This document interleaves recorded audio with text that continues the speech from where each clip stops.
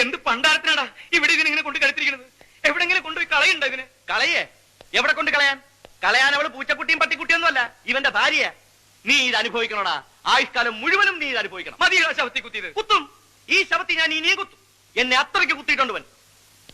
എന്റെ നായകൻ തട്ടിയെടുക്കാല്ലേ മത്തായി ചേട്ടാ ഇവന് ഈ അക്രമം മുഴുവൻ ചെയ്തത്. വഴിയിനെങ്ങാണ്ട് ഒരു ഭ്രാന്തി പെണ്ണിനെയും പിടിച്ചോണ്ട് വന്നിട്ട് എന്റെ അമ്മാവന്റെ മകളാണ്, മുറപ്പെണ്ണാണ്, നിനക്ക് എന്തോ ഒരു അഹങ്കാരം ഉണ്ടായിട്ട് വേണം ആ ഭ്രാന്തി പെണ്ണിന്റെ എഴുതി താലി വരെ കെട്ടില്ലേറാ നീ. എന്നിട്ട് എല്ലാം കഴിഞ്ഞിട്ട് ഇപ്പൊ എവിടെയെങ്കിലും കൊണ്ട് കളഞ്ഞ അവള് പോവോ? ഒഴിഞ്ഞു പോടാ അവള്. അവൾ അങ്ങനെ ഒന്നും ഒഴിഞ്ഞു പോവില്ല മത്തായി ചേട്ടാ, ഇവനെയും കൊണ്ടേ അവള് പോവും. നീ ഇതൊന്നും കേൾക്കണില്ലേ? കേൾക്കാതിരിക്കേണ്ട, അവന്റെ ചവിട്ടി പഞ്ഞു വെച്ചേക്കും. അവനോടല്ല പറഞ്ഞത്, മാതാവിനോടാ. ഓഹോ, മാതാവിനോടും കർത്താവിനോടും പറഞ്ഞിട്ട് കാര്യമില്ല.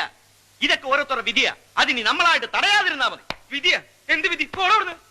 എടാ ഗോപാലകൃഷ്ണ, നീ പേടിക്കണ്ട, നീ അവളെ ഇവിടുന്ന് പറഞ്ഞു വിട്, ബാക്കി കാര്യം ഞാൻ ഏറ്റുന്നു. ഏറ്റല്ലോ, ഒടുക്ക അവൾ എവിടെങ്കിലും ചാടി ചത്തിട്ട് ശവം കൊണ്ട് പോലീസുകാർ വരുമ്പം അതും കൂടെ അങ്ങ് ഏറ്റോണം.